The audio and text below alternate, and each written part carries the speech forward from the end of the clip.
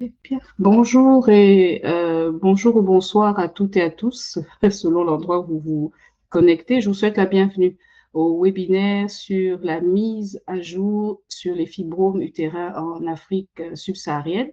Ce webinaire est organisé par Solutions en Santé Calquis Health Solutions dans le cadre du mois de la sensibilisation sur les fibromes utérins qui est marqué chaque année en juillet. Je m'appelle Anifa Kala et je suis la fondatrice de Solutions en Santé Calquis Health Solutions.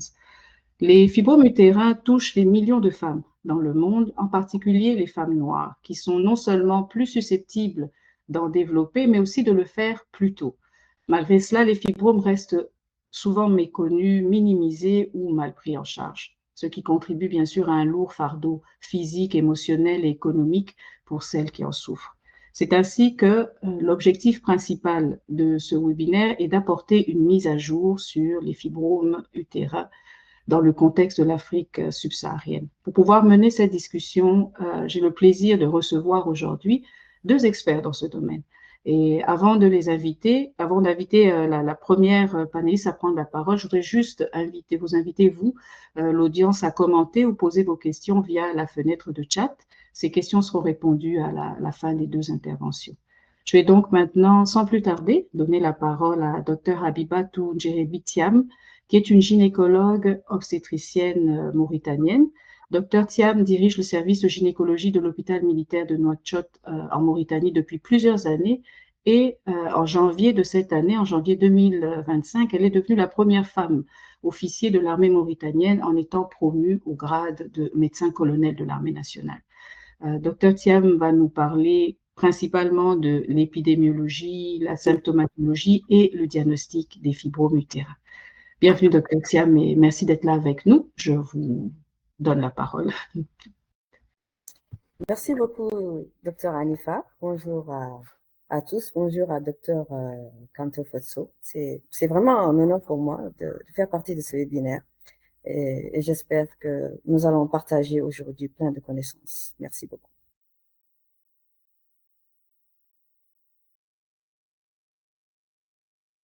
Vous pouvez partager votre écran. On va vous laisser. Donc, on va partager. OK, très bien.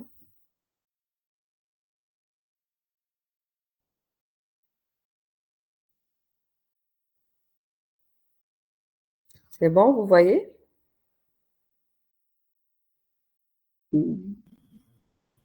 Oui, nous voyons la présentation maintenant. Oui. Très bien. Donc,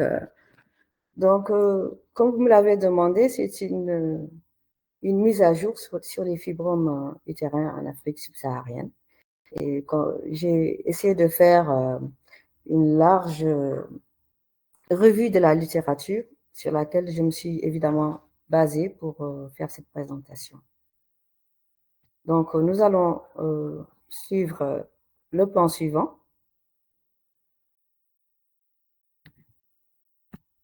Donc, en introduction, comme vous l'avez si bien dit, donc, le fibrome utérin, c'est une tumeur bénigne qui est développée au dépens du muscle utérin. C'est la tumeur la plus rencontrée, la tumeur bénigne, je dois dire, la plus rencontrée dans le monde. Donc, environ 50 à 60% des femmes ont en leur sein le fibrome utérin, surtout dans les populations noires. Le diagnostic, il est vraiment très facile, mais avec une symptomatologie vraiment variée. Et seulement 25 à 50% des femmes vont présenter une symptomatologie. Le reste, elles peuvent mourir même sans savoir qu'un jour, elles ont abrité un fibrome en leur sein. Et aussi, la thérapeutique concernant le fibrome, il y a tout un arsenal thérapeutique pour soigner le fibrome en allant de la radio, de la thérapeutique hormonale, anti-inflammatoire, donc, et la chirurgie, bien sûr. Donc, il y a plusieurs moyens de soigner ce fibrome utérin. Et malheureusement, on doit dire que c'est la cause la plus fréquente d'hystérectomie chez la femme de la quarantaine ou bien même avant la quarantaine dans nos contrées, malheureusement. Donc, le fibrome, en fait, c'est une maladie qui est connue depuis très, très, très longtemps. Imaginez-vous que dans l'Antiquité, Hippocrate en parlait déjà comme d'une pierre de la matrice. Donc, imaginez déjà depuis l'Antiquité. Et ensuite, c'est au 19e et 20e siècle, C'est là que les anatomopathologistes s'intéressent à cette maladie. Et donc, il y a eu plusieurs théories, des théories pathogéniques. Donc, c'était les anatomopathologistes. Virchow, par exemple, lui, il a évoqué une théorie infectieuse pour chercher l'étiologie du fibrome. Ensuite, il y a eu des théories embryonnaires et vasculaires. C'est seulement au début du XXe siècle que la théorie hormonale est évoquée. Donc, en même temps qu'il y avait ces théories pathogéniques, il y avait aussi des conceptions théoriques, thérapeutiques. Donc, au départ, il parlait de l'abstention.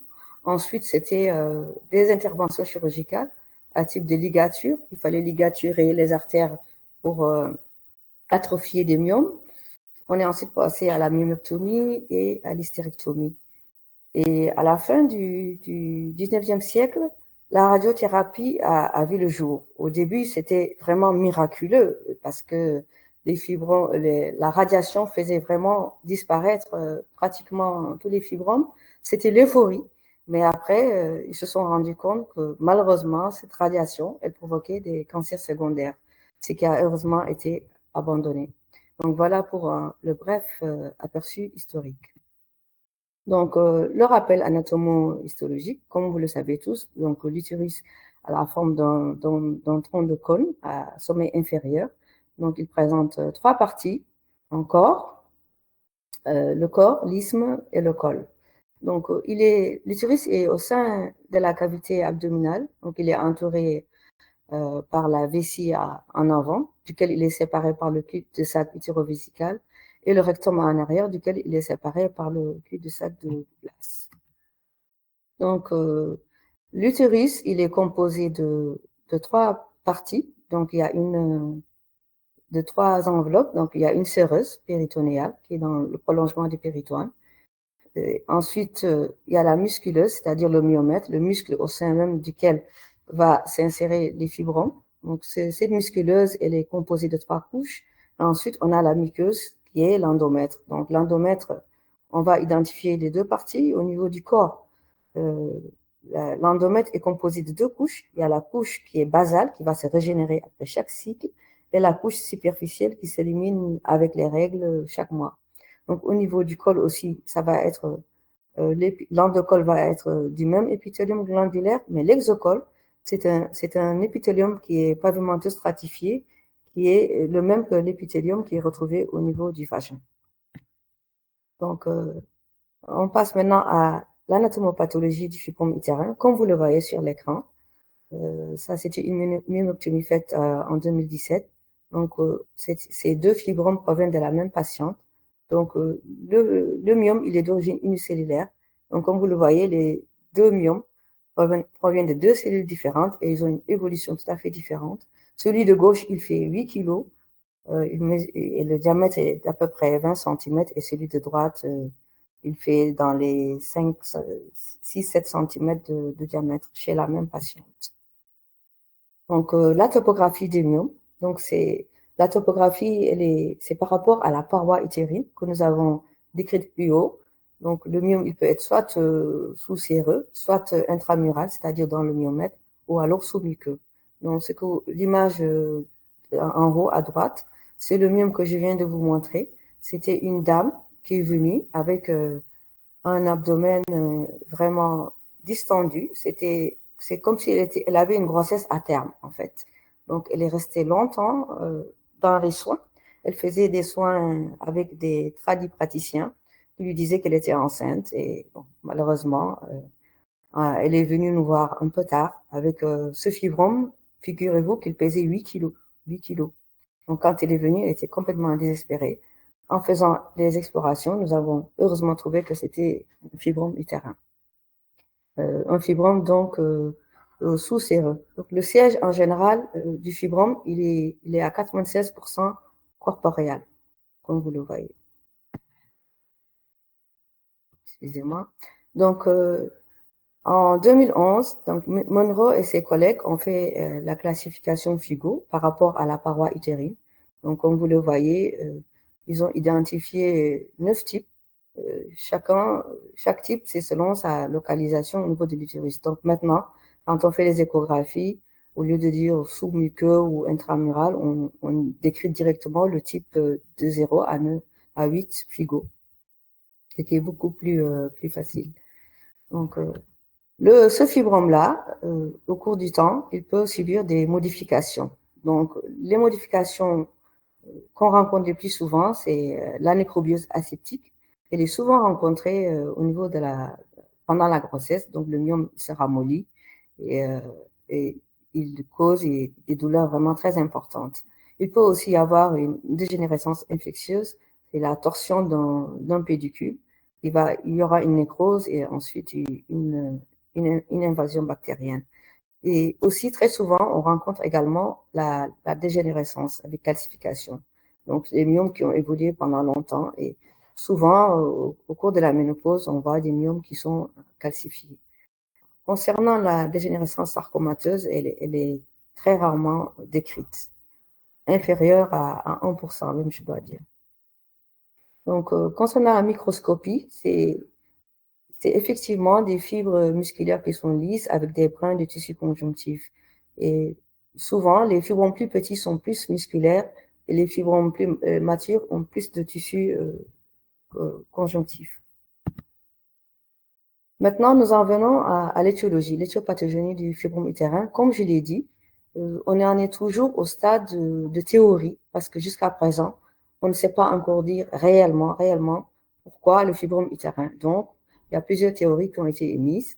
Donc, nous avons la théorie génétique. Donc, on voit qu'il y a une survenue plus fréquente d'hystérectomie chez des jumelles, par exemple, monozygotes que dizygotes. Et il y a aussi une histoire familiale du fibrome utérin. Donc, quand il y a le fibrome chez la mère, chez les tantes, il y a plus de chances que les descendants aussi aient le fibrome. Et ces anomalies cytogénétiques, elles sont à type de mutation, de duplication ou de réarrangement de certains chromosomes. Mais on ne sait pas encore dire quels gènes ils affectent. Et aussi, pour un bémol à cette théorie génétique, cytogénétique, dans 50% des cas, cette anomalie cytogénétique n'est pas retrouvée aussi. Donc voilà pour la théorie génétique et la théorie hormonale. Donc les hormones féminines, estrogène, progestérone, prolactine, on voit qu'il y a une activité mitotique élevée au niveau des cellules myométriales. Et aussi l'hormone de croissance, elle est retrouvée 3 à 9 fois plus souvent, à un taux plus supérieur chez les femmes noires porteuses de fibrome. Les facteurs de croissance sont ici incriminés. Donc, nous avons l'épidermal growth factor et les IGF-1, les IGF-2 qui sont plus élevés dans les fibromes que dans le myomètre durant tout le cycle. Donc, voilà un peu l'éthiopathogénie du fibrome utérin. Concernant l'épidémiologie, comme nous l'avons dit plus tôt, donc c'est une tumeur qui est mondiale. Elle touche vraiment 50 à 60, voire même 70% des femmes à l'âge de 50 ans dans le monde. Et selon les études qui ont été faites aux États-Unis et en France, donc on voit que la prévalence des fibromes est beaucoup plus importante chez les femmes noires que chez les femmes blanches. Aux États-Unis, par exemple, on parle de 80% de prévalence des fibromes chez les femmes noires. Et en France, on voit qu'il y a 80% chez les femmes afro-antillaises, alors que chez les femmes d'origine caucasienne, des femmes blanches, c'est 50%. Et dans les autres pays, les pays africains, subsahariens, donc le taux des fibromes était surtout corrélé aux interventions chirurgicales gynécologiques dans les hôpitaux. Donc à Abidjan, au Sénégal, en Guinée et dans d'autres pays que je n'ai pas cités ici, le taux était à environ de 40 à 50% des interventions gynécologiques, sauf en Mauritanie où l'échantillon était assez faible, donc le taux était de 12%. Pour moi, personnellement, à l'hôpital militaire, on trouve 25% des interventions gynécologiques, les cas d'intervention pour myomectomie. Donc, quels sont les facteurs de risque qu'on identifie pour le fibrome utérin? Donc, dans les facteurs de risque, nous avons des facteurs non modulables, c'est-à-dire des facteurs qu'on ne peut pas changer. Donc, c'est l'âge, à plus de 40 ans, donc en préménopause.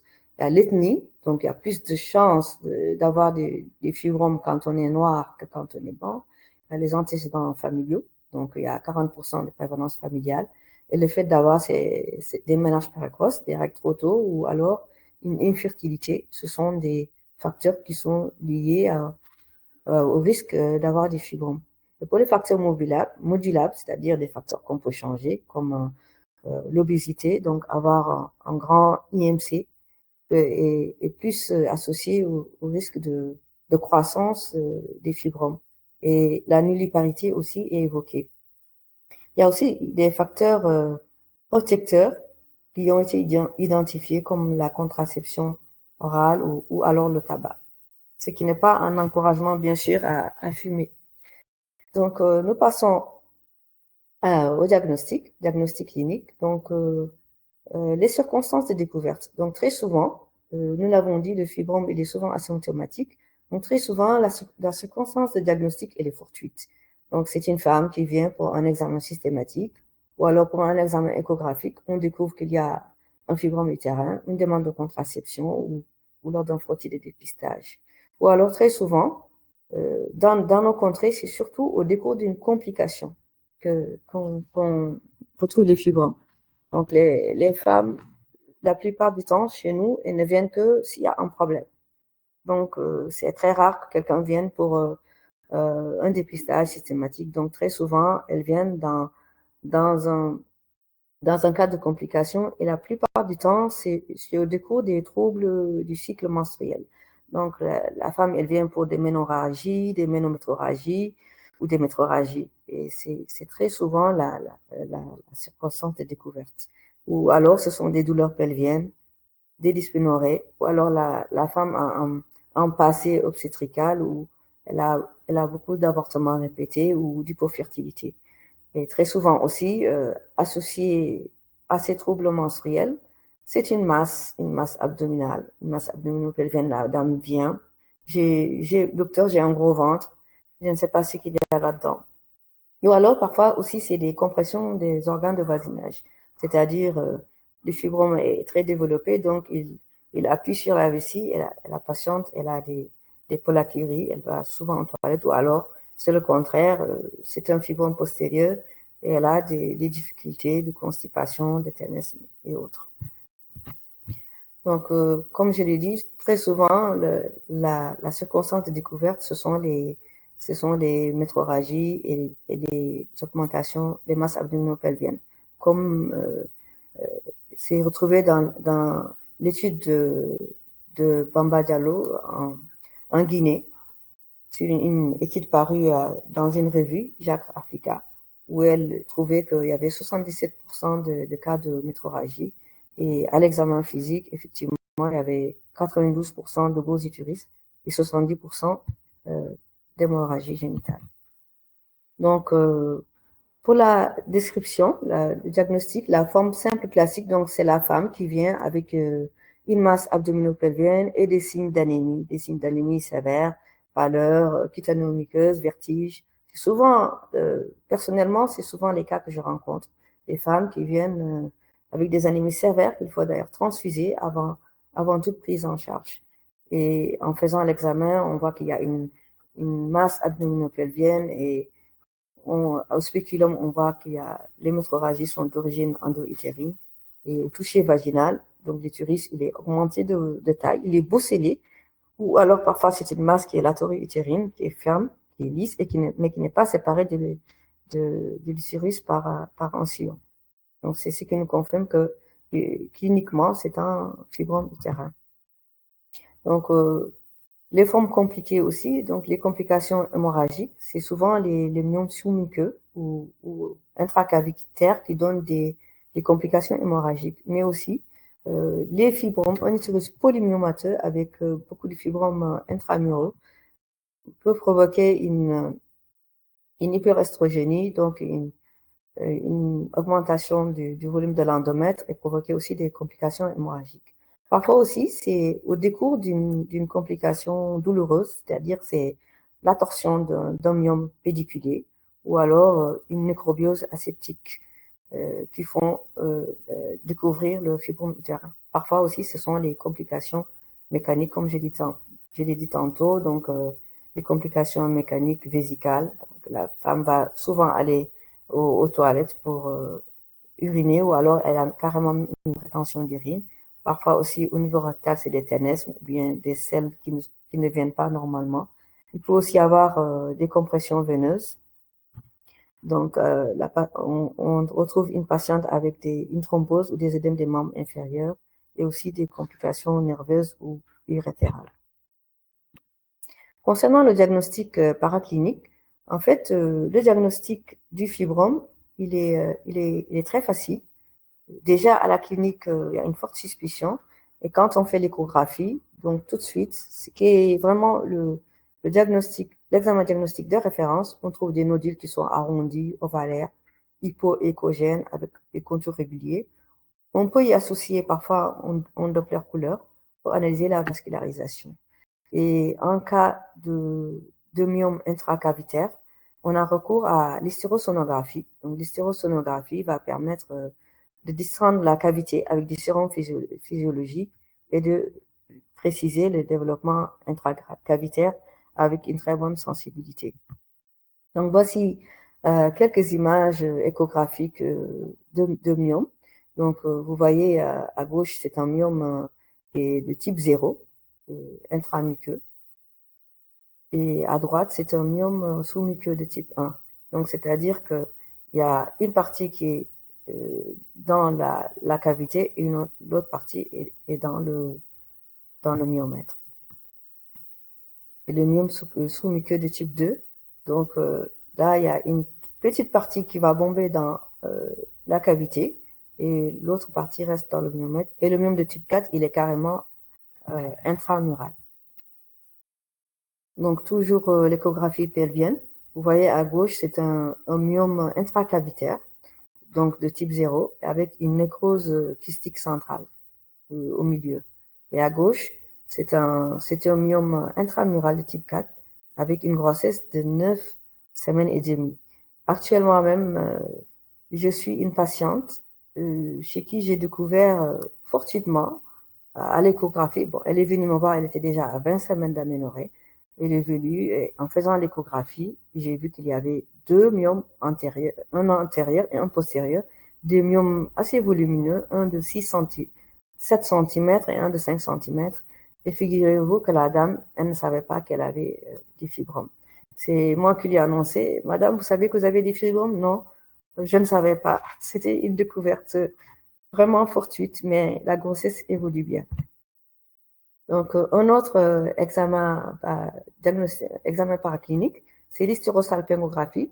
Elle n'est plus trop utilisée en Europe, mais chez nous, elle est utile pour nous parce que souvent, si la patiente vient dans un contexte d'infertilité, ça nous permet d'analyser la perméabilité tubaire et de voir aussi la position.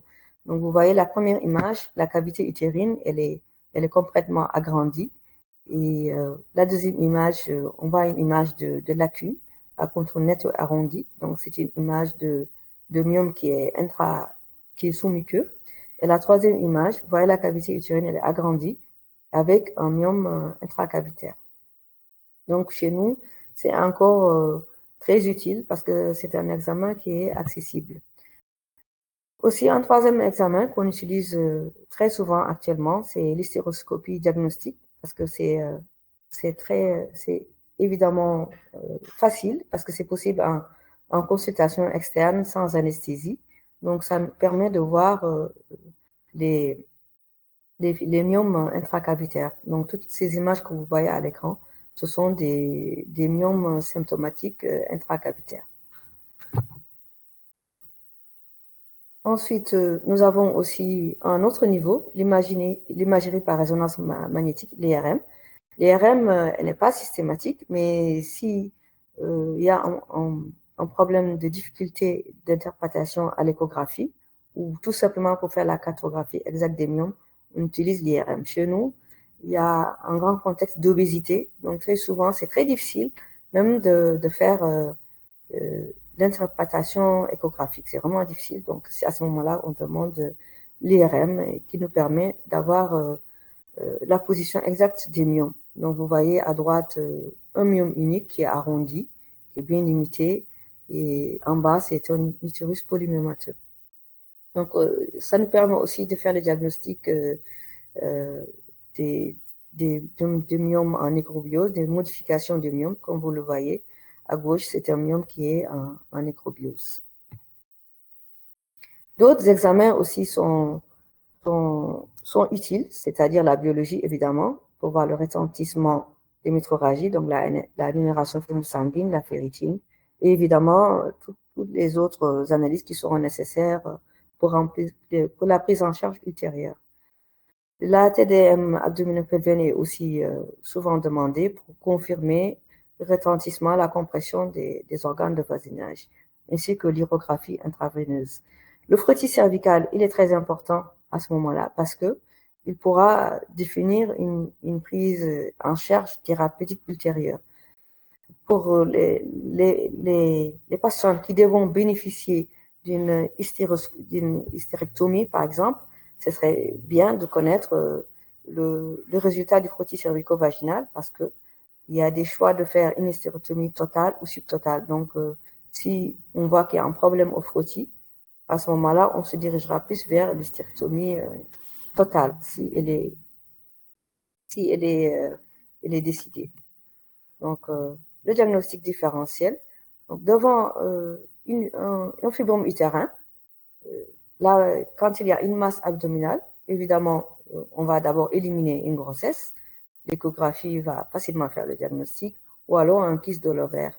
Cliniquement, le kyste de l'ovaire, on aura une masse latéro-utérine qui est séparée de l'utérus par onction. Déjà, cliniquement, on va le suspecter. Évidemment, l'échographie nous fera le diagnostic. Et devant le syndrome hémorragique, la symptomatologie est variée. Donc, on peut avoir un polype utérin ou alors un déséquilibre hormonal, une hyperplasie ou atrophie endométriale. Il y a aussi l'adénomiose qui est souvent cause de syndrome hémorragique et évidemment les différents cancers génitaux. Devant la douleur, ça peut être aussi toujours l'endométriose qui est vraiment pourvoyeuse de douleurs très intenses. Ça peut aussi être une pathologie annexielle. Donc, ça peut être la torsion d'un kyste, une grossesse extra-utérine ou alors un cancer de l'ovaire. Et dans les pathologies utérines, ça peut être les différents cancers, cancer du col ou cancer du corps utérin qui peut aussi provoquer des douleurs. Il y a aussi des pathologies digestives comme l'appendicite, la péritonite, etc. Donc, pour le diagnostic étiologique, nous l'avons vu. Donc, on n'a pas une étiologie à proprement parler, mais ça va surtout être des facteurs favorisants, c'est-à-dire être âgé de plus de 40 ans, même si dans nos contextes, on a très souvent des femmes de moins de 40 ans, des femmes de la vingtaine, de la trentaine qui ont des fibromes utérins. Donc, être de race noire, avoir des prédispositions familiales, avoir une obésité et aussi une puberté précoce et une infertilité. Voilà, donc ce sont les facteurs favorisants qui, où on trouve le plus de femmes qui ont des fibromes quand elles associent ces facteurs-là. Donc, en conclusion, nous dirons donc que le fibrome utérin, c'est une tumeur bénigne, mais qu'elle pose un véritable problème de santé publique dans nos contrées, parce que déjà, elle est très fréquemment rencontrée et elle a un réel impact sur la qualité de vie des femmes, surtout les femmes qui travaillent, parce que très souvent, il y a cette anémie sévère qui rend inapte au travail, il y a les douleurs, et donc pendant le cycle menstruel, pendant les règles plutôt, les femmes en général, elles viennent souvent demander un repos médical parce que c'est très difficile pour elles. Et donc, c'est vraiment un gros problème de santé publique. Et aussi, ce fibrome-là, il entraîne beaucoup de mutilations. J'appelle l'hystérectomie une mutilation. Donc, pour éviter tout cela, je pense que ce serait bien qu'il y ait une bonne sensibilisation. Parce que très souvent, les femmes, elles ne sont pas sensibilisées. Elles ne savent pas exactement ce qu'est le fibrome. Beaucoup retardent le diagnostic parce qu'elles craignent que si elles viennent, on leur enlève immédiatement l'utérus et qu'elles ne puissent plus avoir des enfants. Donc, il faut vraiment une bonne sensibilisation pour leur dire que c'est pas tout fibrome qu'on va opérer, c'est pas tout fibrome qui va entraîner une infertilité et qu'on peut avoir une bonne prise en charge pour améliorer grandement la santé. Donc, voilà, c'était tout. Je vous remercie pour votre attention. Merci, je vous rends la parole, docteur Hanifa. Merci beaucoup, docteur Thiam, pour cette présentation vraiment exhaustive sur l'épidémiologie, les signes, les symptômes et le diagnostic des fibromes utérins. Maintenant, nous avons mieux compris, je pense, cette partie-là, on peut passer à la prise en charge des fibromes utérins avec notre deuxième intervenant qui est docteur Christian Sorel Camto-Fotso. Docteur Camto Fotso est un gynécologue obstétricien qui exerce comme praticien indépendant au cabinet médical Camto Fotso à Ath en Belgique. Il est également maître de stage en gynécologie et obstétrique auprès du service public fédéral santé pour les universités francophones de Belgique, chef de service de gynécologie obstétrique au centre hospitalier Epicura site date est attaché à la clinique de fertilité de l'hôpital Erasme à Bruxelles. Docteur Camto Fotso est aussi impliqué comme responsable médical de l'ASBL, les enfants moniques, les fous de cœur, qui luttent contre la mortalité maternelle au Cameroun. Il est présentement vice-président de l'Association des médecins camerounais de Belgique. Bienvenue, docteur Camto Fotso, et merci pour votre présence aujourd'hui. Nous allons maintenant vous entendre nous parler de la prise en charge des myomes. Merci. Merci beaucoup, docteur Hanifa, pour cette présentation. Merci au docteur Thiam pour sa brillante présentation sur tout ce qui est épidémiologie et sur pathologie et diagnostic des fibromes. Alors, je vais essayer de vous entretenir en pas beaucoup de temps sur la prise en charge des fibromes utérins en Afrique subsaharienne, en général, mais avec une attention particulière à l'Afrique subsaharienne. Et je vais essayer d'être bref pour que nous puissions avoir plus de temps de discussion et de questions-réponses. Voilà, je ne sais pas si j'apparais déjà à l'écran, Hanifa. Oui. Voilà, très bien. Donc, c'est vraiment un honneur. Je remercie Hanifa qui m'a déniché sur les réseaux sociaux pour intervenir sur cette problématique qui me tient à cœur et qui est, comme le docteur Thiam l'a dit, quelque chose d'assez fréquent, c'est pas rare. On le trouve souvent et pour nous qui faisons assez de fertilité, comme elle a dit, l'un des motifs de consultation qui permettent de mettre en évidence les fibromes, c'est l'infertilité. Alors, je vais commencer en déclarant que je n'ai pas de conflit d'intérêt dans ce sujet, donc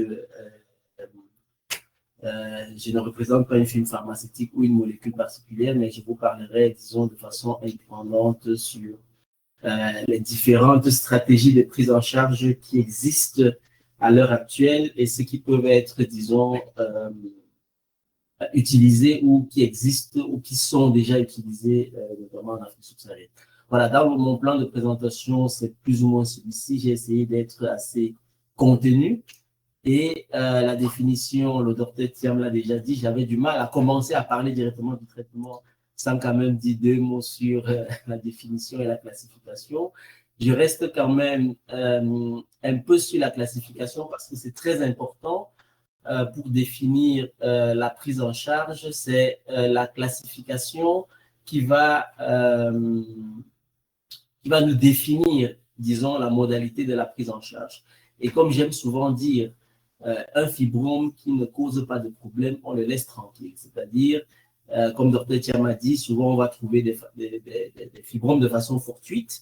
Et c'est-à-dire que c'est des patients qui ont leur fibrome, qui vivent avec tranquillement, qui n'ont pas de symptomatologie, c'est-à-dire elles n'ont pas des règles abondantes, qu'on appelle des ménorrhagies, elles n'ont pas d'anémie-don parce qu'elles ne règlent pas beaucoup, elles n'ont pas de douleur, elles n'ont pas de syndrome de compression, c'est-à-dire notamment des troubles de la miction. Dr Thiam a parlé de la cholaturie, mais on peut aussi avoir des hydronéphroses et même jusqu'à des insuffisances rénales. Donc, si une patiente a des fibromes qui ne sont pas symptomatiques, on laisse les fibromes tranquilles. Alors, Dr. Thiam a reparlé également un peu des repères anatomiques.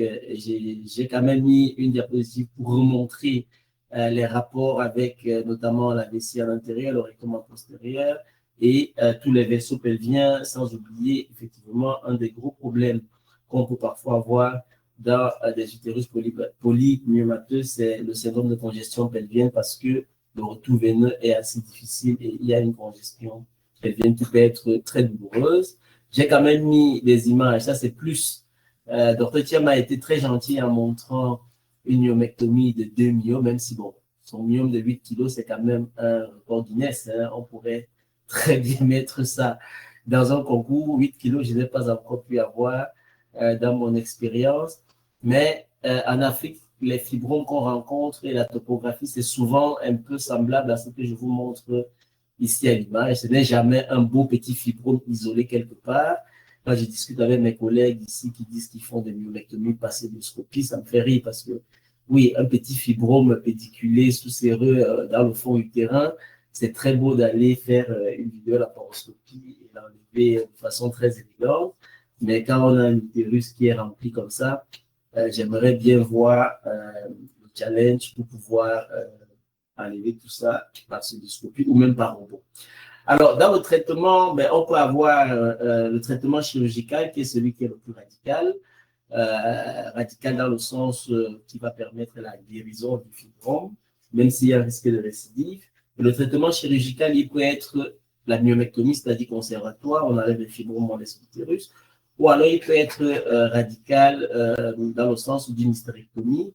Dr. Thiam a parlé du frottis, du dépistage du cancer du col, qui permet de nous dire si on doit faire une hystérectomie, s'il y a une dysplasie du col, la stratégie d'intervention peut changer. S'il y a un cancer du col, la stratégie peut également changer. Je reviendrai dans le traitement médical qui peut être médico-pharmaceutique ou médico-physique, mais on va rester d'abord sur le traitement chirurgical, en commençant par les myomectomies qui peuvent être faites par une laparotomie médiane, c'est-à-dire on va ouvrir le ventre de l'ombilic jusqu'à la symphyse pubienne, ou bien on peut prolonger plus haut si jamais l'utérus est très volumineux. Ça peut être une laparotomie fenestive comme une césarienne, donc de façon latérale. Ça peut être par laparoscopie, comme j'ai dit, pour des beaux petits fibromes isolés qui sont peut-être tordus et qui font mal. On peut aller faire ce beau geste très élégant. Mais voilà, généralement, pour des utérus polymyomateux, on ira plutôt vers une laparotomie. Par contre, les fibromes que le docteur Thiam a appelés sous-muqueux, essentiellement dans la classification FIGO, les types 0, les types 1 et les types 2, on va les opérer par hystéroscopie parce que ça permet, d'avoir un abord beaucoup plus facile, de l'aborder de façon minimum invasive. Donc, on entre par le vagin avec une caméra et on va, disons, resséquer ce fibrome par voie hystéroscopie. L'hystérectomie peut être toujours par les mêmes voies, donc on peut faire une hystérectomie par voie laparotomie médiane si effectivement c'est un gros fibrome avec des compressions urétérales ou même une insuffisance rénale. Ça peut parfois être nécessaire même d'opérer avec les urologues pour monter des sondes double J pour éviter d'avoir les lésions urétérales. Ça peut être un fanestyle, dont une césarienne classique en suspubienne. Ça peut être par laparoscopie si l'utérus n'est pas très volumineux, ou par voie vaginale chez des patients qui ont déjà accouché plusieurs fois et qui ont un utérus qui peut facilement être accessible par voie vaginale. Voilà, je vous mets quelques images pour vous montrer. Je ne sais pas si vous voyez ma souris. Par laparoscopie, vous voyez des petits fibromes comme ça qui sont sous-séreux. Ouais, c'est très beau, on peut le faire. Ça, c'est une image de la laparoscopie. Par hystéroscopie, vous voyez ici un fibrome de type 0 dans la cavité. Donc, on entre avec une caméra. Là, on peut réussir à resséquer ce fibrome par voie hystéroscopique sans grande difficulté. Dans le diagnostic, le docteur Thiam a parlé de l'échographie. On utilise surtout l'échographie 3D également. Vous voyez ici en bas à droite une image d'échographie 3D qui se fait très bien. Ça permet bien de voir la qualité, de voir l'impact qu'un fibrome peut avoir, disons, sur la qualité. Mais l'IRM reste effectivement l'imagerie par excellence pour pouvoir faire un mapping excellent des fibromes. Donc, comme je vous ai dit, le docteur Thiam a été très gentil. Moi, je suis un peu plus sauvage. Donc, vous voyez toutes les images de myomectomie qui ont été réalisées par mes soins avec des équipes, notamment dans une campagne de médication ici en bas à droite, dans une clinique qu'on appelle Kutenda au Cameroun. D'autres myomectomies toujours dans la même institution à d'autres temps. Vous voyez très bien qu'une chirurgie de ce genre, ici, on a été très esthétique parce qu'on est resté quand même sur des fanins styles, mais vous voyez que ça ne peut pas se faire par voie laparoscopique. Quand on doit énucléer des vingtaines de fibromes, il faut forcément aller par laparoscopie. Même le robot aurait du mal à avoir cet accès. Donc, j'insiste là-dessus parce que c'est pour dire que la laparotomie reste une technique valide en Afrique subsaharienne et même ici, c'est-à-dire quand j'ai des fibromes de ce genre ici en Europe, je les opère à la laparotomie parce que à la laparoscopie, on met plus de temps, ça saigne, on coagule beaucoup. Or, on sait que les patientes qui vont opter pour une myomectomie plutôt qu'une hystérectomie, c'est parce qu'elles ont encore un désir de grossesse. Et plus on va coaguler sur le site de myomectomie pour faire les hémostases avant de mettre nos points de suture, plus on aura un risque de déhiscence de la cicatrice et donc de rupture de la cicatrice pendant une grossesse ou un travail d'accouchement. Voilà, je vais rentrer dans les traitements non chirurgicaux qui sont, je les ai divisés quand même en deux grandes parties, mais j'ai quand même rajouté une troisième partie parce qu'on est en Afrique subsaharienne et je pense que c'est important d'aborder ce qu'on appelle les traitements traditionnels. Donc, dans le traitement non chirurgical, on va voir d'abord les traitements médico-pharmaceutiques et les traitements médico-physiques. Dans les traitements médico-pharmaceutiques, on a aujourd'hui un certain nombre de molécules qui nous permettent de pouvoir contrôler la croissance des fibromes. Donc, on dit bien, le traitement médical ne va pas guérir le fibrome. Ce qui va guérir le fibrome, c'est la chirurgie. Et avec un risque de récidive quand même. C'est-à-dire, quand on a déjà des fibromes, même si on opère, on les enlève, on a un risque que les fibromes reviennent. Donc, le traitement médico-pharmaceutique ici va surtout permettre de contrôler la croissance ou de traiter les symptômes. Donc, on va utiliser des agonistes de la GNRH que beaucoup de vous connaissent, des molécules comme la tricloréline ou la buserelline, connue surtout sous le nom de décapeptile ou gonapeptile, qui sont, disons, des médicaments qui permettent de faire une ménopause artificielle pharmacologique. Le problème avec les agonistes qu'on a utilisés pendant des années, c'est que ça donne beaucoup d'effets secondaires, notamment des bouffées de chaleur. Donc, vous êtes vraiment mis dans une ménopause et ça donne de grosses bouffées de chaleur. Et quand on le fait avant une chirurgie, après le plan de clivage du fibrome est quand même assez plus difficile.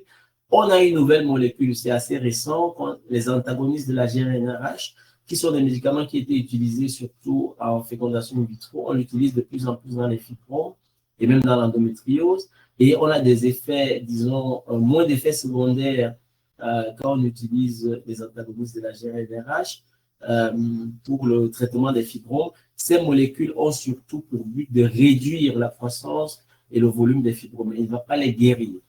N'oublions pas qu'on a quand même de la progestérone, des vieilles molécules comme le luténil qu'on connaît déjà très bien, qu'on utilise. Ça fonctionne aussi bien chez les patients qui ne veulent pas se faire opérer, qui n'ont pas de grosses symptomatologies, mais pour qui on veut contrôler la croissance. N'oublions pas des modulateurs sélectifs des récepteurs de la progestérone, notamment l'uricristal, même s'il a été retiré du marché dans certains pays à cause de son hépatotoxicité, il est encore entré dans le marché avec des protocoles de contrôle de la cytolyse hépatique. Donc, en contrôlant les GOT et les GPT, on peut quand même continuer à l'utiliser. Ça fonctionnait bien pour contrôler la croissance du fibrome. N'oublions pas les dispositifs intra-utérins, dont les stérilets hormonaux à la lévonorgestrel. Donc, ça, ce sont les traitements hormonaux qui existent aujourd'hui, qui sont utilisés pour le traitement des fibromes, mais qui ne vont pas permettre la guérison de la maladie. Ça permet de contrôler la symptomatologie et la croissance. N'oublions pas les traitements de support non hormonaux. Le docteur Thiam a parlé de l'anémie sévère qui peut parfois être handicapant chez certains patients. J'ai vu, notamment au Cameroun, je travaille souvent, des patients qui arrivent avec 6 d'hémoglobine, 5 d'hémoglobine, des choses que je n'ai jamais vues. Et je peux vous dire que quand on marche avec moins de la moitié de son volume sanguin, on se sent un peu fatigué. Les nerfs sont un peu fatigués, et ça peut expliquer cela. On peut le prendre par voie orale, on peut donner des cures en intraveineux. L'hexacil également, qui est l'acide voilà. Ça me reviendra. Donc, ça, c'est le nom de nom pharmaceutique, mais il y a le nom de la molécule qu'on peut prendre par voie orale ou par voie veineuse également. C'est un coagulant, donc ça permet de calmer les saignements. On peut le prendre pendant les règles et ça a l'avantage de réduire le flux et le volume des saignements pendant les règles.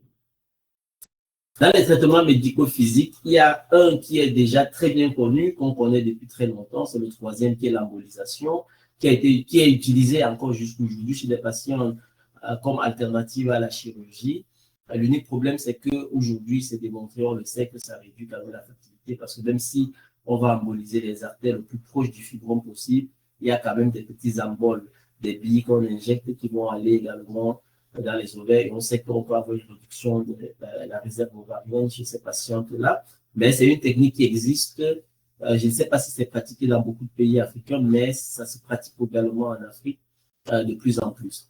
Les deux nouvelles techniques qui existent, enfin, qui sont actuellement en cours d'étude, ce n'est pas encore utilisé vraiment de façon routinière, mais il y a des centres spécialisés qui sont en train de l'étudier et qui l'utilisent déjà un peu, même hors protocole d'étude. C'est les radiofréquences et les micro-ondes.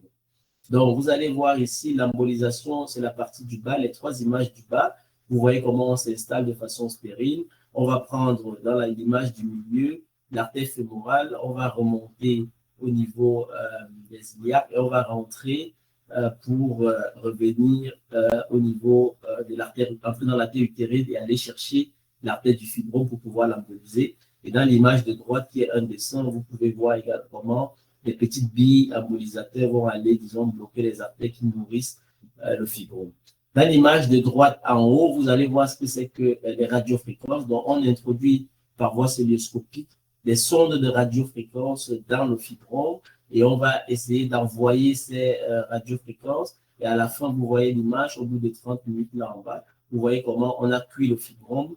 Je ne sais pas s'il est prêt à être consommé, mais il est cuit quand même. Et là, on pourra avoir une nécrose de ces fibromes qu'on peut voir dans l'image échographique à côté. Les micro-ondes, par contre, c'est ce que vous voyez en haut à gauche. Donc, c'est un dispositif toujours un peu comme la radiofréquence, mais qui utilise plutôt, disons, l'élément physique des micro-ondes pour pouvoir, disons, aller cauteriser ces fibromes-là. Alors, ça, c'est sur le plan, disons, médical, médico-chirurgical et médico-physique. Sur le plan traditionnel, quand même, c'est important qu'on aborde que nous parlons de l'Afrique subsaharienne, où il y a quand même beaucoup de croyances mystiques religieuses et où la phytothérapie est très pratiquée. Donc, il y a des gens qui vont croire qu'ils ont leur fibrome parce qu'ils n'ont pas, c'est quelque chose de mystique, et ils n'ont pas, disons, fait ou des rites d'initiation, où ils ne sont pas très bien connectés avec les ancêtres, où il faut faire une purification dans des fleuves ou dans la forêt ou je ne sais pas où, dans des rochers ou des grottes. Il y en a qui sont très liés à leur religion et qui ne peuvent rien faire sur leur corps sinon pas la vie de leur prêtre, de leur pasteur ou de leur imam. Je pense que c'est très important de tenir compte de ces aspects-là, en sachant que si une patiente veut aller se faire un bain dans la forêt avant de venir se faire opérer, moi, je ne vois pas quel est vraiment quel est le problème. En Europe, on a également des médecins et des patients qui vont aller à l'église et faire des chapelets avant de venir se faire opérer. Donc, c'est une question de croyance. On ne peut pas être pour ou contre, il faut juste le respecter. Et ça n'a pas vraiment d'effet. Ça peut peut-être, du moins sur le plan psychologique, ça permet à la patiente d'accepter au mieux son traitement. Par contre, ce qui est le plus intéressant à aborder d'un point de vue médical, c'est la phytothérapie. Souvent, les patientes vont vous dire qu'elles ont bu des portions traditionnelles qui ont été envoyées. Ce n'est pas seulement des patients en Afrique. Et moi, je vous parle des patients africains en Europe également. Souvent, quand on parle de fibromes, tout de suite, elles vont parler au téléphone avec leur maman ou leur tante. On va dire qu'il y a quelqu'un au village qui soigne ça depuis des années et on va lui envoyer quelques écorces ou quelques litres de composition chimique à boire. Voilà. Souvent, ça réduit effectivement, ça ne va pas guérir les fibromes. Les fibromes ne se guérissent pas, comme on a dit, sauf par voie chirurgicale avec risque de récidive. Mais dans cette plante-là, Souvent, c'est souvent des végétaux, hein, donc des feuilles, des racines, des écorces d'arbres ou des graines, qui sont effectivement riches en phytoestrogène, progestérone, pardon. On sait que la progestérone aura un effet, on a dit qu'on l'utilise dans le traitement médical pour contrôler la croissance. Ça peut être riche en fer, qui va réduire son anémie et lui permettre, disons, de vivre mieux ses saignements abondants. Ça peut être riche en anti-inflammatoires, donc ça calme la douleur, ou en analgésique, et il y a également des dérivés morphiniques dans les plantes, en antioxydant ou en vénotrope. Je vous ai parlé du syndrome de congestion pelvienne. Si c'est quelque chose qui est un vénotrope, ça va permettre d'améliorer le retour veineux. Et aussi l'alimentation, parce qu'on va souvent leur dire ne mange plus ça, ne mange plus cela. Ce qui est vrai parce que, comme le docteur Thiam, elle a parlé des ménages précoces, on a parlé de l'obésité. Tout ça, ce sont des facteurs exposants parce que ça nous expose aux oestrogènes. Et on sait très bien que de plus en plus des aliments, surtout la viande rouge, aujourd'hui sont élevés et bombardés aux oestrogènes. Donc, on les retrouvera effectivement dans ces aliments-là. Et si on le mange, si on mange ces aliments-là, on aura sûrement beaucoup plus d'exposition aux oestrogènes et donc beaucoup plus de manifestations de multiformes. Donc, en faisant une alimentation, en évitant les aliments riches en oestrogènes, on peut effectivement améliorer la symptomatologie des fibromes. Et une autre chose importante dans ma conclusion, c'est, comme j'ai dit, il faut bien tenir compte des aspects culturels et anthropologiques, que ce soit en Afrique subsaharienne, que ce soit les patientes africaines en Europe, parce que, il y a d'abord, Dr. Thiam a dit, beaucoup arrivent et on les trouve de façon fortuite. On ne les trouve pas de façon fortuite, très rarement, parce que les gens ne viennent pas pour leur contrôle de routine. Les gens viennent quand ils ont un problème. Ceci est lié au fait du système de santé, parce que les gens payent pour pouvoir se faire consulter, et cela est très important. Et souvent, quand on émigre et qu'on est en Europe, même quand on a une couverture santé ou une assurance en Europe, on pense toujours que la santé est chère et on n'a pas la culture d'aller se faire soigner. Donc, parfois, les gens refusent les prises en charge parce qu'ils pensent que ça va leur coûter de l'argent. Parfois, on a peur parce qu'on a eu un membre de la famille qui est décédé au cours d'une humectomie ou même d'une intervention chirurgicale en général. Vous avez vu en Afrique des gens qui décèdent pour l'appendicite, pour n'importe quoi. Bref, une intervention chirurgicale, même une césarienne. Et ça fait que on a peur de la chirurgie généralement, culturellement et anthropologiquement. On a peur des opérations. Ça peut être le problème de l'infertilité, dont on sait, les gens ont peur, ils ont peur qu'on va enlever l'utérus, parce que quand on fait quand même le counseling pour une humectomie, on informe les patients qu'il y a un risque de hystérectomie, parce que si on n'arrive pas à contrôler l'hémorragie pendant la myomectomie, ça arrive rarement, mais ça peut arriver. Donc, on est dans l'obligation d'informer les patients qu'on peut quand même devoir faire une hystérectomie, d'hémostase, si jamais le saignement, on n'arrive pas à le contrôler. Donc, l'infertilité, souvent, c'est un problème. Comme j'ai dit, les croyances traditionnelles, on peut croire que c'est quelque chose qui a été lancé par un oncle, une tante ou un voisin du village qui ne nous aime pas. On peut croire qu'on n'est pas connecté avec les ancêtres, qu'il faut d'abord rentrer au pays, aller allumer le feu dans la case et essayer de parler avec les ancêtres, ce qui n'est pas si mauvais que ça, mais il faut savoir et laisser les patients parfois faire ça pour accepter, disons, la prise en charge chirurgicale ou médicale. Comme j'ai parlé de la foi, que ce soit une foi des religions classiques, christianisme et islam, ou que ce soit des foi à d'autres croyances. L'influence familiale est très importante, comme j'ai dit, l'automédication et la phytothérapie. Tout ça sont des éléments qu'il faut tenir en compte. Donc, je tends vers la fin en essayant de vous faire passer des messages que vous devez ramener à la maison. C'est une pathologie fréquente, le docteur Thiam l'a dit, beaucoup plus chez les femmes africaines, les afro-descendantes. J'insiste sur le traitement seulement si c'est symptomatique, parce que voir un fibrome à une échographie de grossesse, comme le docteur Thiam a dit, et commencer à dire à la patiente qu'il faut l'opérer, ou alors voir une patiente qui vient pour son contrôle de routine et on voit un fibrome tout petit comme ça, intramyométral de 1 cm ou 2, voilà, ce n'est pas nécessaire de le traiter. On informe la patiente qu'on va devoir suivre ça, mais ce n'est pas nécessaire. L'hystérectomie, comme j'ai dit, est le dernier recours, surtout chez les femmes qui ont des conception.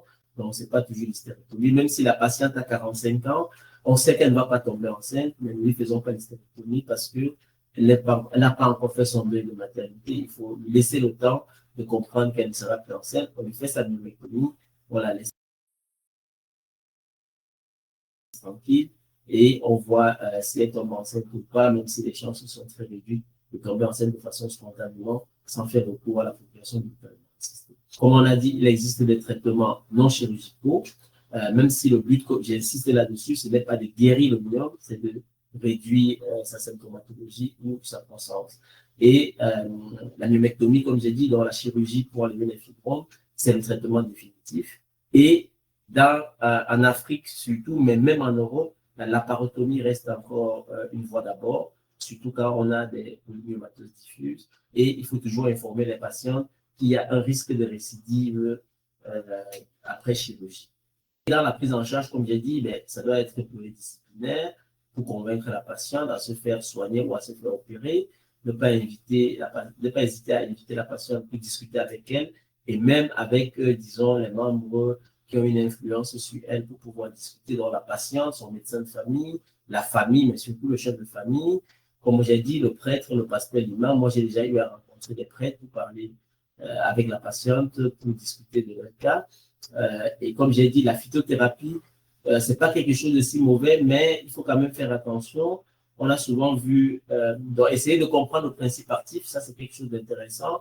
Comme j'ai dit, ça peut être des phytoprogestérones ou ça peut être des anti-inflammatoires, du fer ou des antioxydants ou des analgésiques en général. Mais souvent, ça peut avoir des contaminations toxicologiques, notamment le plomb. On a vu des terrains riches en plomb avec des contaminations et des patients qui peuvent avoir comme ça une insuffisance rénale suite à ces traitements de phytothérapie pas très bien contrôlés. Donc, ne pas hésiter à évaluer la fonction rénale et la fonction hépatique du patient. Évidemment, le gynécologue traitant du patient est très important et le pharmacien, mais surtout le phytothérapeute. Comme je vous ai dit, la patiente va toujours, avant d'arriver chez nous, et si on essaye d'aller contre ces traitements traditionnels, la patiente va se braquer et va fuir et va revenir chez nous quand ce sera très tard. Donc, je conclue donc en disant que, comme pour toutes les pathologies, il faut tenir compte des aspects culturels et anthropologiques dans le traitement des fibromes. Et je vous remercie pour votre attention. Merci beaucoup, docteur Kamto Fotso, pour cette mise au point sur le traitement des fibromes utérins. Avec votre présentation, nous arrivons donc maintenant au moment des questions. Donc, je vais commencer par prendre les questions que j'ai vues ici. La première question nous vient de Madame Aïchatou et elle demande comment faire une différence très rapide entre le fibrome et le kyste ovarien. Donc, je pense que je vais adresser cette question-là à Dr Thiam parce que je pense que vous en avez un tout petit peu parlé tout à l'heure. Merci, docteur Hanifa. Mais avant de répondre à cette question, je vais d'abord répondre à docteur Kamto Fotso. Vous avez dit que j'ai été très gentille avec mes deux images de myome. Mais je ne vous ai pas montré les autres images. C'est exactement la même chose. C'est un utérus polymyomateux avec une trentaine de myomes. Ça, je vous en ai fait grâce et c'est tout ce que je rencontre récemment. J'imagine bien. Rien que la semaine passée, j'en ai opéré 3 et j'en ai une en attente pour la semaine prochaine. Là, c'est vraiment terrible, quoi. Et puis, c'est des jeunes femmes qui ne veulent pas enlever leur utérus. Je les préviens que c'est possible qu'on fasse une hystérectomie. Elles me disent pas question, il ne faut pas enlever mon utérus. Et après, moi, je me retrouve dans la galère, quoi. Je fais tout pour sauver l'utérus de la dame, même en risquant même sa vie, quoi. Donc, c'est vraiment, ouais, on a les mêmes cas. On a vraiment les mêmes cas en Afrique. C'est terrible. Donc, voilà, c'était pour la petite précision. Donc, pour Achatou, comment différencier le fibrome du myome. Donc, déjà, à la clinique, donc le fibrome, c'est une masse qui est un peu dure, qui est bosselée. Et elle est solidaire. S'il y a une masse latérale utérine, elle va être solidaire de l'utérus. Il n'y aura pas un sillon. Quand on fait le toucher vaginal, il n'y a pas de sillon de séparation. Alors que si c'est un kyste ovarien, quand on fait le toucher vaginal, au niveau des cul-de-sac, on voit qu'il y a un sillon de séparation. Mais évidemment, le moyen le plus sûr, c'est quand on fait l'échographie, c'est immédiat. Le fibrome, il est au sein de l'utérus. On voit une masse qui est hypoéchogène, qui est arrondie dans n'importe quelle partie du corps de l'utérus, alors que le kyste ovarien, c'est une masse qui va être latéro-utérine, qui va être en dehors de l'utérine. C'est une masse qui sera anéchogène, c'est-à-dire que c'est rempli de liquide. Donc, en général, c'est quand même vraiment facile de faire le diagnostic. Voilà, j'espère que j'ai répondu à la question. Merci, docteur Thiam. Je ne sais pas si Madame Aïchatou est satisfaite de la réponse. Peut-être qu'elle peut nous mettre un commentaire si elle a besoin de plus d'informations. En attendant, je vais passer à la deuxième question qui vient de Madame Aïchatou et elle demande comment prévenir les myomes. Donc, je pense que je vais demander peut-être à docteur Kamto Futsu de nous dire qu'est-ce qu'il pense de la prévention des myomes. Alors, c'est assez difficile de pouvoir répondre de façon claire et exhaustive à cette question, mais je vais quand même donner des éléments. Je pense que dans la définition, et c'est que le docteur Thiam a présenté, il en ressort que c'est l'exposition estrogénique qui est ce qui va favoriser la prolifération et la croissance des myomes. Elle a parlé de la théorie familiale, génétique et les autres, mais ce qu'on retient surtout, c'est au niveau hormonal. La génétique, on ne peut pas la changer, on est né comme ça, voilà. Donc, dans la qualité de vie, ce qu'on peut faire pour éviter du moins la croissance des fibromes et la manifestation clinique des fibromes, c'est d'essayer de réduire une exposition estrogénique. Ça passe par quoi? Ça passe par la lutte contre l'obésité, parce qu'il faut savoir que plus on est obèse, plus on aura des estrogènes élevés, parce que en périphérie, il y a une aromatase qui va transformer, qui va nous produire plus d'estrogènes. Donc ça, c'est la première chose. Si on a eu des règles précoces, on a encore des raisons en plus de faire cet effort-là. Si on a une ménopause tardive, c'est encore plus. Entre la ménarche et la ménopause, c'est la période où on est exposé aux oestrogènes et c'est où on a plus de possibilités de pouvoir développer ces fibromes. Ça passe par la qualité de vie. Comme j'ai dit, aujourd'hui, beaucoup d'aliments, surtout des protéines animales, sont élevés avec beaucoup d'oestrogènes. Donc, en contrôlant son alimentation et en évitant des aliments riches en oestrogènes, on va, disons, réduire le risque de prolifération des fibromes. Mais surtout, et ça, je peux comprendre que ce n'est pas évident dans les pays où il n'y a pas une couverture santé, c'est le contrôle. Moi, je pense que chaque femme devrait aller voir son gynécologue chaque année. Aujourd'hui, l'échographie gynécologique rentre dans l'examen gynécologique, c'est-à-dire tout gynécologue a un échographe dans son cabinet et peut faire une échographie et voir et commencer à dire faire attention, on n'attend pas longtemps.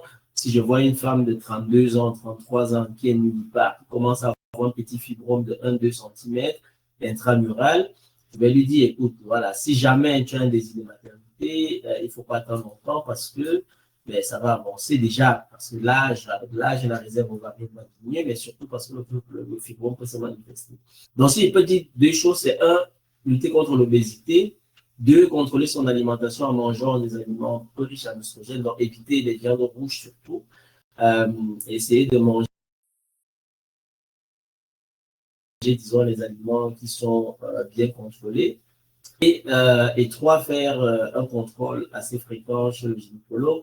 Je sais que ça a un coût dans les pays où il n'y a pas de prise en charge de sécurité sociale, mais sur une année ou sur 2 ans, si on réussit à mettre de côté, en disant, voilà, tous les 2 ans, je dois aller voir mon gynécologue, mais on réussit à faire sa consultation sans grand souci et on réussit à anticiper les complications qui pourraient arriver si on diagnostique tardivement la maladie.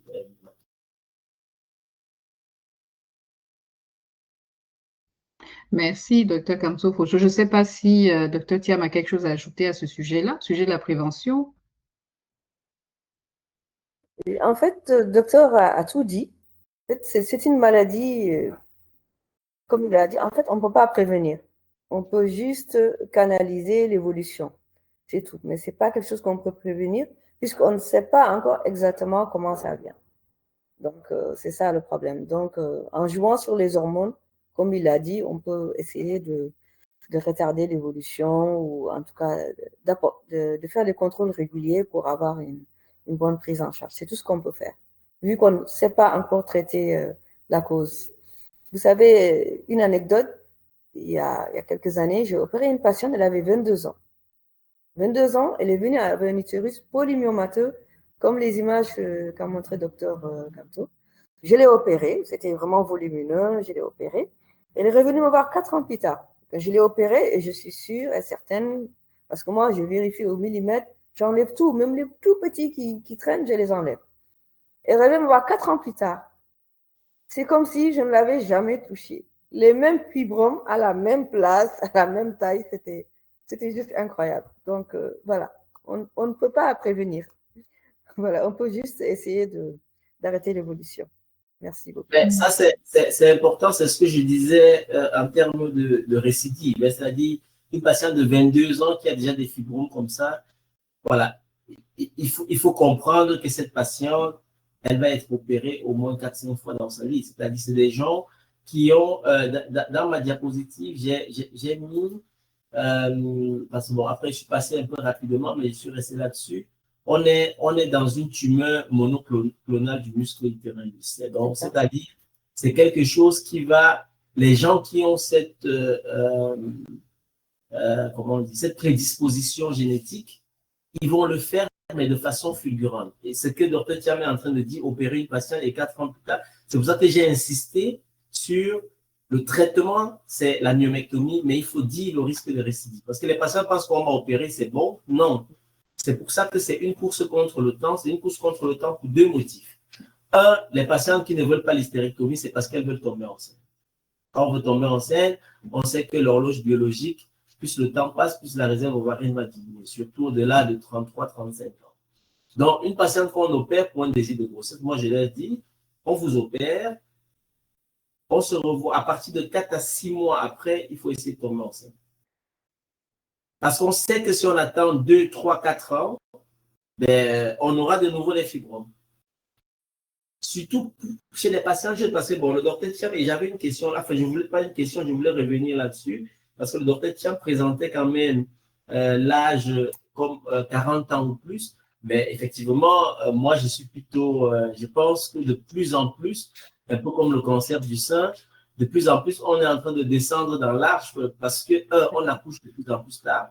Donc, la maternité est un facteur protecteur dans cette pathologie. Mais comme on accouche de plus en plus tard, à l'époque, les parents accouchaient à 17-18 ans et alors ils avaient les enfants. Mais aujourd'hui, quand le docteur Thiam parle d'une patiente de 22 ans, bon, moi, je n'ai pas encore eu des patients de 22 ans, mais généralement, j'en ai eu des 25, 27, chez qui j'ai fait quand même des polymyomectomies. Mais sinon, la moyenne d'âge, généralement, c'est autour de 32, 34. Et donc, 40 ans, c'était peut-être avant, mais je pense que l'âge est en train de diminuer de plus en plus. Et il faut faire attention à ça. Il faut que, comme les fibromes, c'est quand même un facteur d'infertilité, un autre message qu'on peut retenir de notre séminaire, même si je ne l'ai pas mis dans mon message, c'est si on a un désir de maternité, si on n'en a pas, ce n'est pas grave, parce que bon, tout le monde n'a pas envie d'être maman, mais si on a envie d'être maman, le plus tôt possible, c'est le mieux. Parce que avec le temps, les choses ne s'améliorent pas. Voilà. Merci beaucoup. Merci. J'espère que ça. Oui. Je vais poser une question parce que le docteur Thiam, dans vos chirurgies, est-ce que vous faites quand même des analyses anatomopathologiques des pièces? Parce qu'on a dit quand même, tu as présenté 1% de sarcome. Ce n'est pas si rare que ça, vu la fréquence de la pathologie quand même dans notre population. Ça reste rare, mais vu qu'on a quand même une population qui a jusqu'à presque 80% des cas de fibrome, ben, 1%, ça devient beaucoup. Et je sais qu'on a souvent, moi j'ai souvent eu ce problème en Afrique quand j'opère.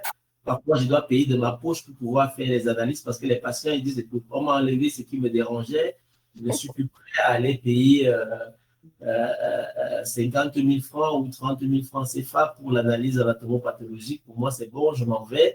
Mais pour nous, c'est important de rester, ne pas savoir, surtout chez les jeunes, avec une prolifération très rapide. Le risque de sarcome n'est pas si loin que ça. Est-ce que vous faites une analyse systématique des pièces opératoires? Oui, de Dr Fausto, effectivement, nous, c'est systématique. Toutes nos pièces opératoires vont à l'ANAPAD. Et jusqu'à présent, depuis bientôt 15 ans que je suis dans le service, je n'ai encore jamais eu de retour d'une pièce sarcomateuse. Et dans la revue de la littérature que j'ai faite, des pays africains, bon, peut-être que j'ai pas pu tout voir, mais j'ai pas vu de générescence sarcomateuse. On parle même d'un taux inférieur à 1%. Moi, personnellement, je n'en ai pas encore rencontré. Ok, très bien, merci. De votre côté, docteur Kamto Fotso, qu'est-ce que vous avez constaté comme résultat?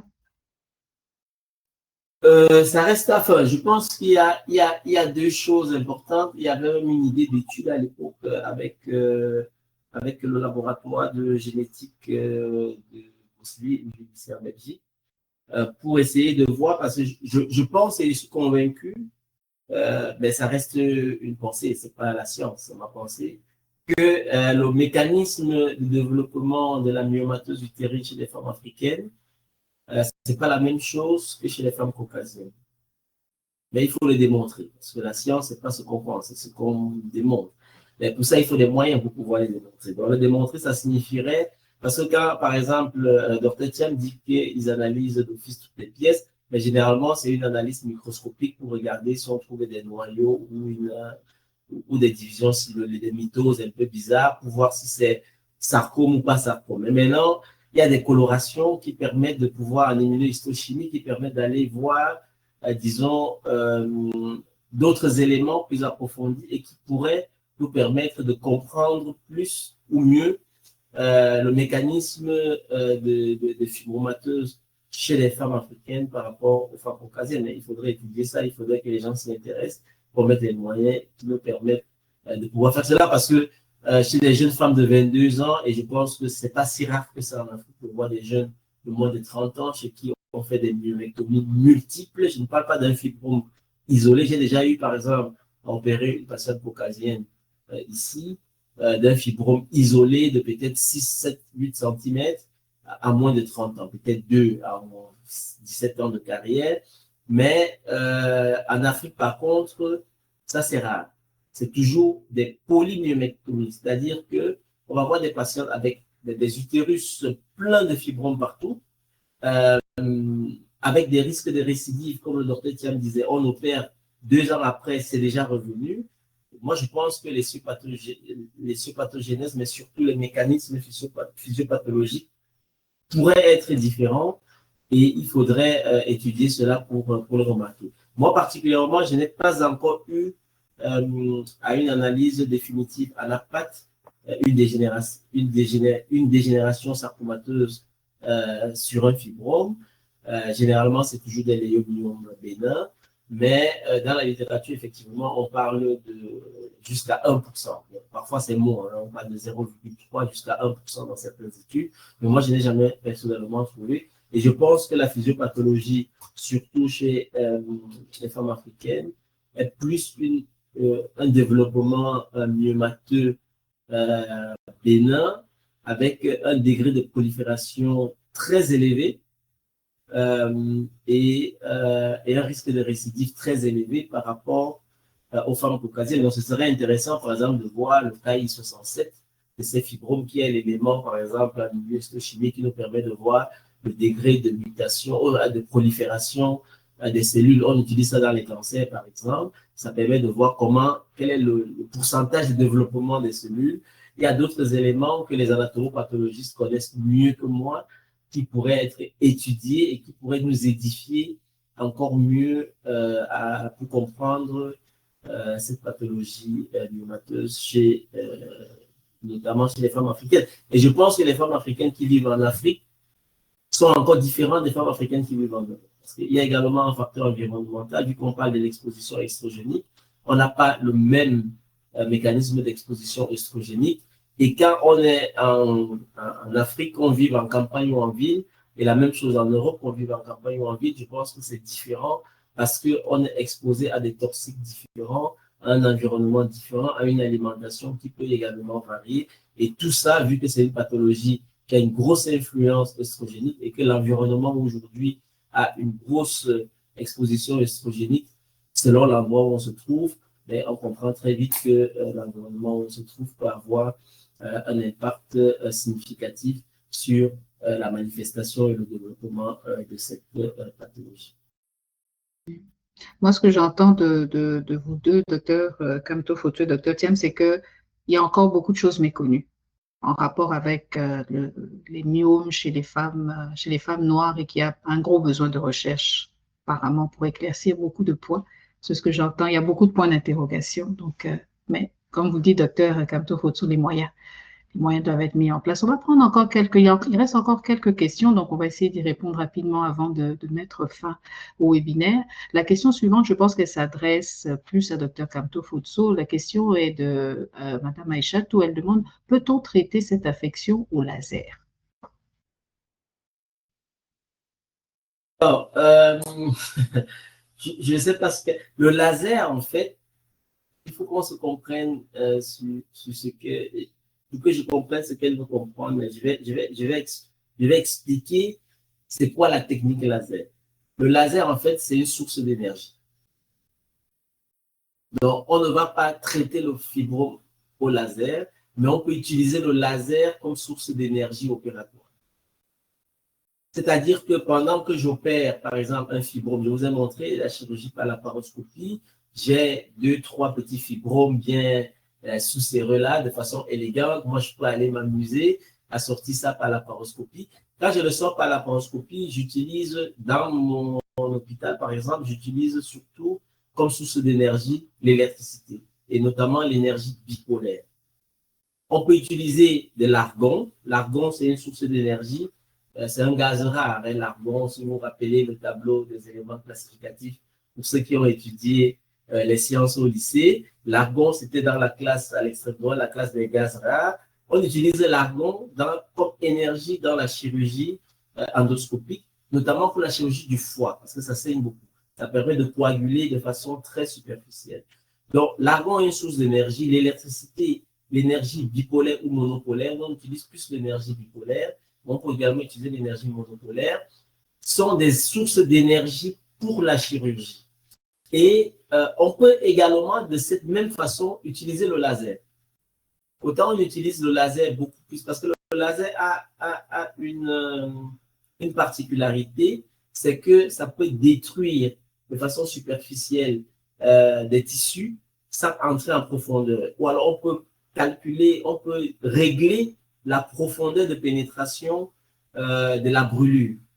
Ouais, quand il parle de sources d'énergie, il faut comprendre comme des sources, comme du feu pour brûler quelque chose. C'est-à-dire, quand par exemple j'utilise l'électricité, donc quand on opère par vidéolaparoscopie, ça saigne, on coagule. L'élément qui permet de coaguler, c'est une source d'énergie physique, qui peut être l'électricité, en monopolaire ou en bipolaire, qui peut être l'argon et qui peut être le laser.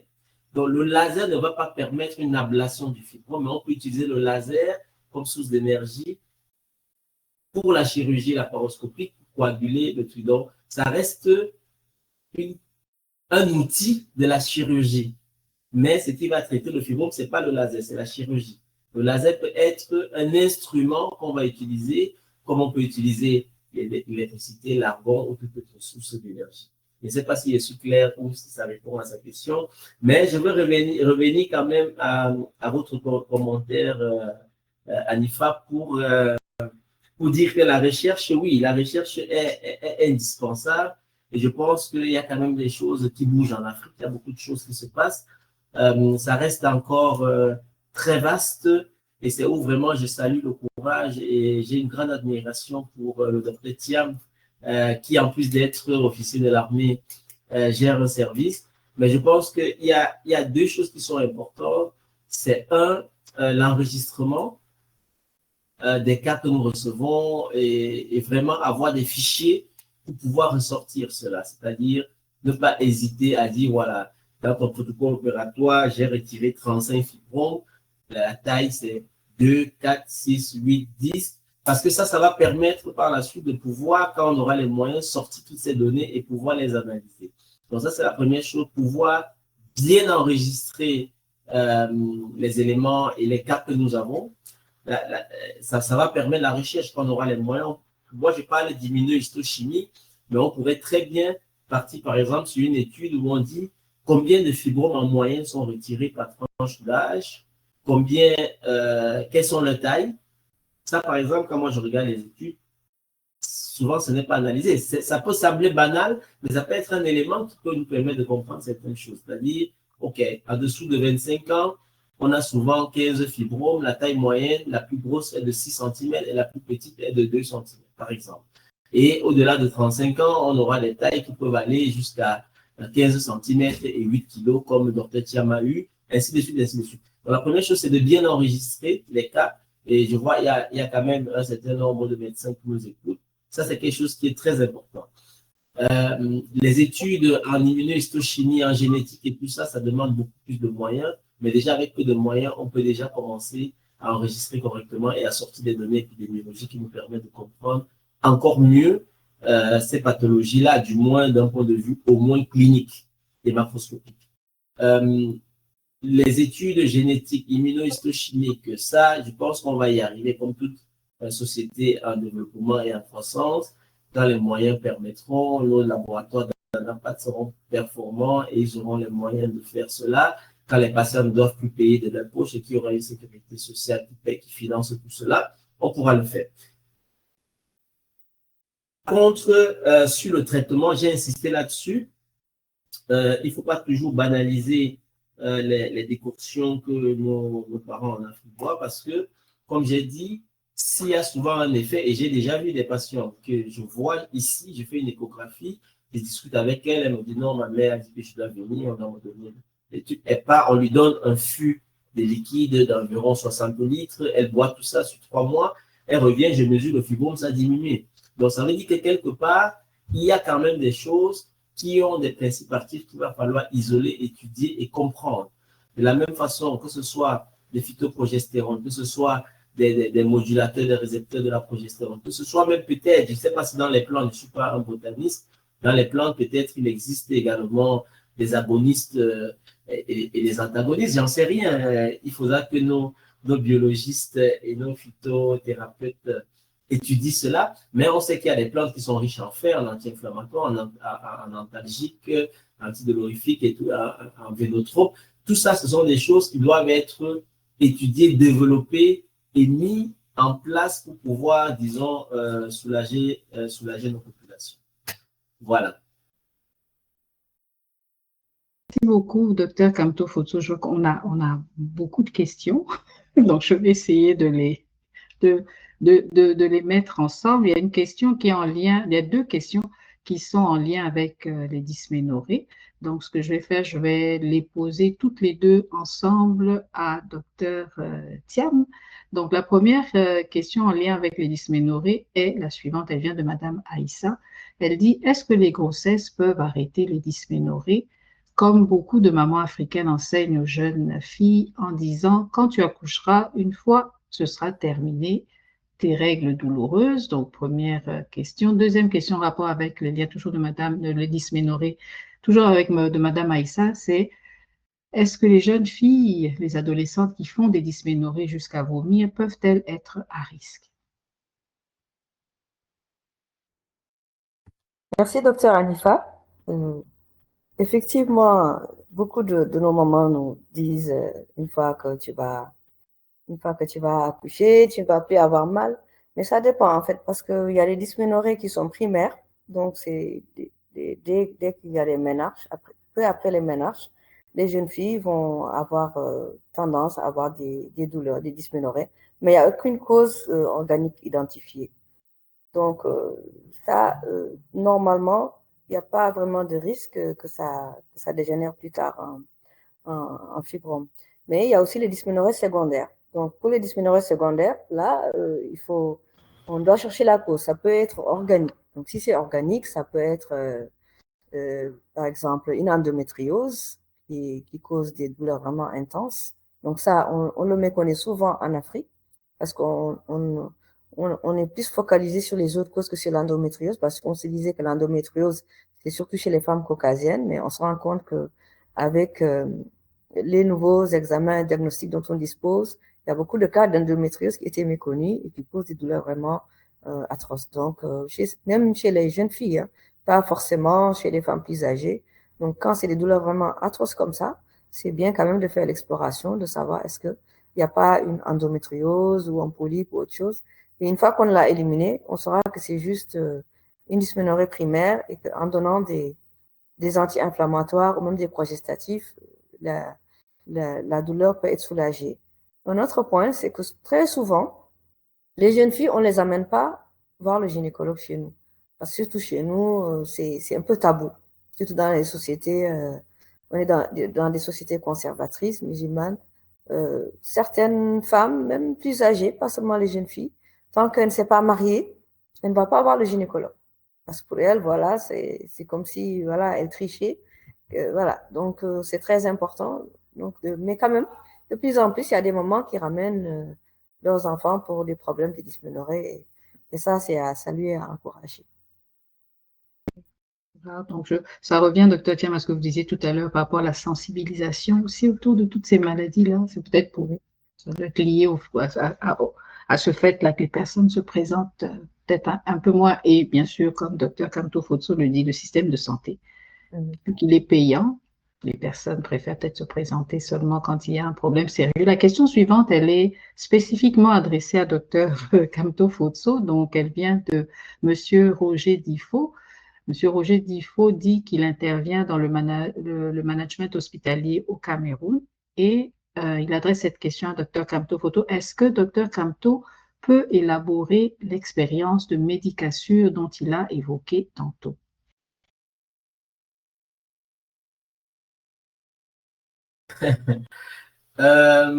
Oui, tout à fait. Monsieur Difo, c'est quelqu'un, effectivement, le nom, ça me dit sûrement quelque chose.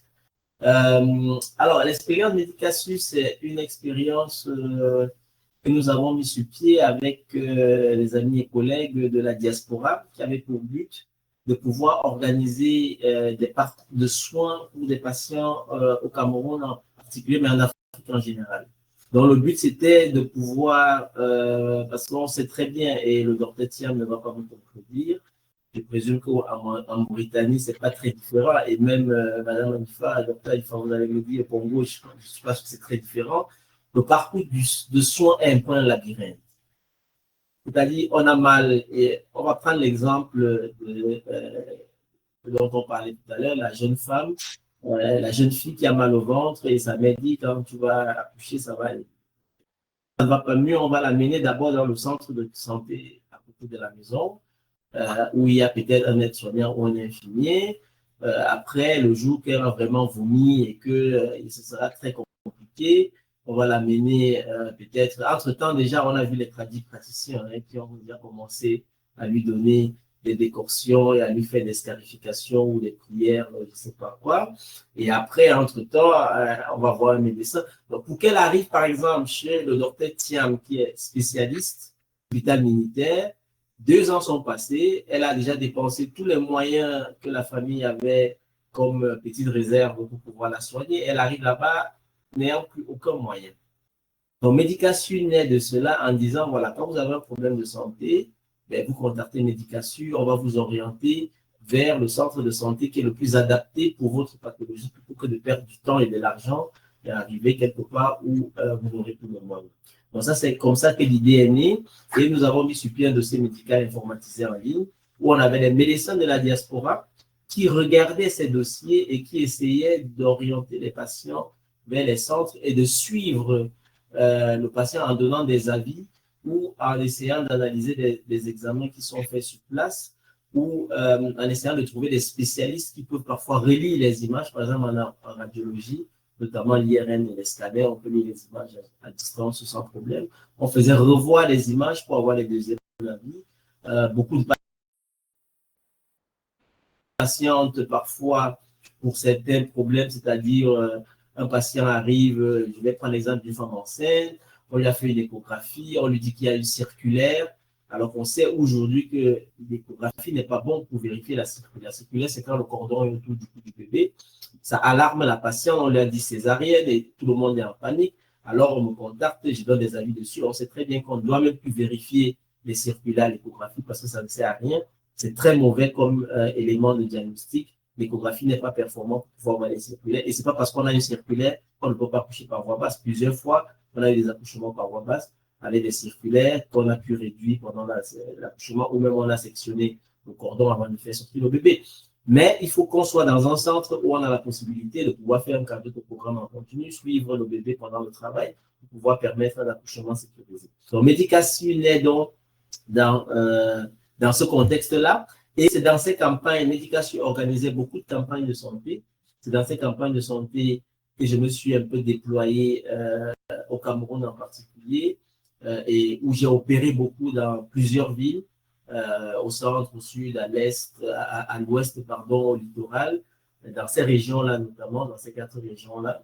Et donc, je pense que c'est ça que M. Difo voulait comprendre plus. Les Medicasun continuent à exister, c'est donc, disons, plus un service d'intermédiation médicale qui permettait de pouvoir prendre en charge et organiser un parcours de soins pour des patients pour réduire les pertes de temps